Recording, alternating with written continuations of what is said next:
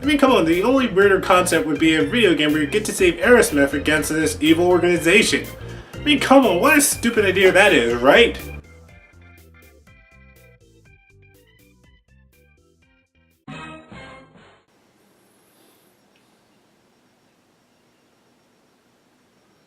I can't believe they did this!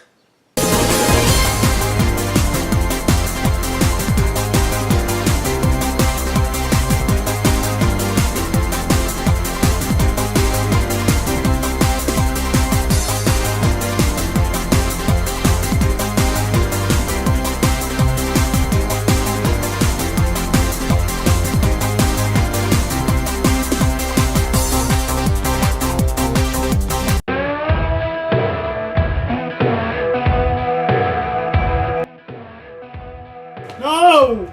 No! Why did this happen? Made by Midway, but published by... Oh god, not them. Let's go with the plot. And yes, there's actually a plot to this. In the year 1996, this organization called NON decided to ban music, TV shows, video games. Why couldn't this one get banned? Pretty much no entertainment for anyone under the age of 30. And remember, don't trust anyone over 30! However, just like every other generic evil empire stories, there's a resistance you're a part of. Oh, you gotta love how in 1994 they thought everything in 2 years would have changed so drastically. Of course! So you go to an AEROSMITH concert and they get captured by... other boobs? So it's up to you, this guy, with a hand, to travel to different continents to save each member of AEROSMITH and fight against NON. As I said in my Quattro Games video, this is a rail shooter. If you play games such as Time Crisis, House of the Dead, or T2 the arcade game, you have good examples of how rail shooting is. Here, not so much. Speaking of T2, this looks a lot like it, right? And since it was made by Midway, well, that's no coincidence. Unfortunately, this game heavily lacks the appeal that game had. But enough complaining, you want to know how this game actually plays. Where do I begin? Well, as the revolution begins, you find out you control this crosshair and shoot like no tomorrow. Best of all, you don't need a rapid fire. In fact, all you have to do is just hold down the button. Well, I gotta give the game designer some credit. They don't hesitate. You get targets to shoot. And I mean a tad too many targets. When you move the crosshair, enemies have to be directly, and I mean 100% in it. You can't go all Rambo and try to shoot all these guys by just switching it around. You have to painfully hover over each one. But let me tell you, it's not fun at all. Honestly goodness, it feels like the controls should be, well, controlled by anything but this controller. I feel like it's supposed to be used for a mouse like a PC game. Or you know what, how about a light gun? Yeah, like most other rail shooting games, including the arcade equivalent of this, they use light guns. Even though the 16-bit ones drain the hell out of batteries quickly, why doesn't this game support them? Wait, what? I died already? That's right, as soon as any enemy appears on screen, your health goes down faster than you can listen to an AEROSMITH song. Continue? Oh, okay. Why even ask if I want to continue? I see how many lives I have right here, so why can't I just instantly come back to life without getting the option? Every now and then you get these tanks that shoot missiles at you. And as soon as you see those missiles, shoot them down. And somehow you gotta master the art of multitasking in order to shoot this thing. But to make it somewhat fair, they give you these boxes to open which give you health, a better gun for a few seconds, and But usually you'll find these CDs which you can toss around. So like the title says, music is really the weapon. Okay, what? Now we're in a strip club? Now I heard in the arcade game they show us some thong action. Even though this is a T-rated game, they're facing us. Sounds logical? Okay. What is with the repeated deaths? Maybe if there was a second player I wouldn't die so much, but seriously, there's way too many enemies on screen. There's no way in hell you can be expected to hit all of them. Alright, just in time for the concert. Oh, more of these guys. I mean, seriously, they couldn't think of different enemies? I mean, it's dull seeing the exact same ones. These guys in yellow jumpsuits who really look like they should be in Monsters Inc. instead of this game. What a way to look intimidating there. Wait, what? Did they just suddenly decide to die or something? Well, I guess this game could be nice to... What the fudge pickle? So this dominatrix steals AEROSMITH, and now we gotta go to a dressing room. All the way above the friggin' stage. No, I mean, that's kind of fun. Yeah, I mean, that's all good. What? So now we gotta shoot these guys down. Again. And again. And again. And again. And again. And again. Did my game just glitch out? I mean, I've just been going 5 minutes just shooting these guys. Or did somebody order an infinite supply of henchmen? Ugh. Let's try this again.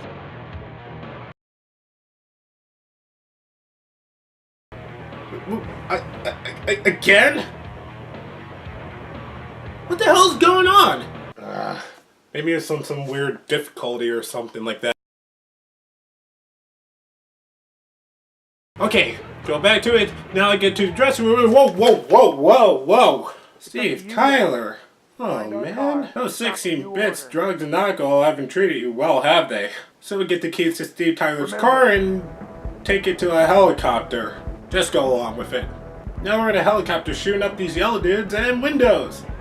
Vandalism for the win! And in this stage you get the non-helicopter chasing you down and you can't hit it, but you can destroy these missiles coming your way. Well, until you get to the spot where you can now shoot them down to the street. Come on! Come on! Take that! Take that! Some of this! Some of that!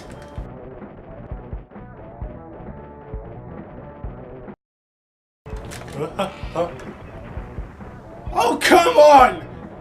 This has happened so many times and I've been shooting him for 14 straight minutes! Yes! 14 minutes! And I'm not even kidding! Now the first time at the balcony I could say that was a glitch or something, but now the game is outright screwing with me! Unless this guy is somehow immortal. I mean, I shoot him all over and he doesn't die. I toss CDs at him and he doesn't die!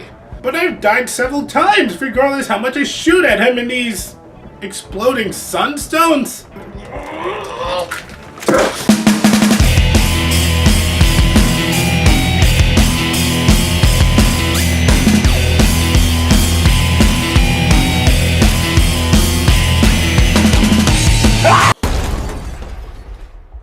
Revolution X. My final thoughts? With the exception of Guitar Hero, how could anyone thought a video game based off of AEROSMITH would be a good idea? The game itself is nothing more than a reskin of T2 the arcade game, and a really lousy version of it. Now I'm sure someone's going to be like, oh, the arcade version was so much better. Yeah, well, I'm seriously skeptical over that. The plot itself is extremely ridiculous, even for video game standards. The control itself felt like it should have been made for a PC game with a mouse. If I can say one good thing about it, even though it's really repetitive, the music actually sounds like AEROSMITH music. Or at least compared to the Genesis version. Now, I use an Elgato video capture device to record my game footage and any movie footage I need for my reviews. For some reason, when I use it with my Genesis games, it always has this gray tint with it. If you know how to fix this problem, please let me know. Revolution! What? No.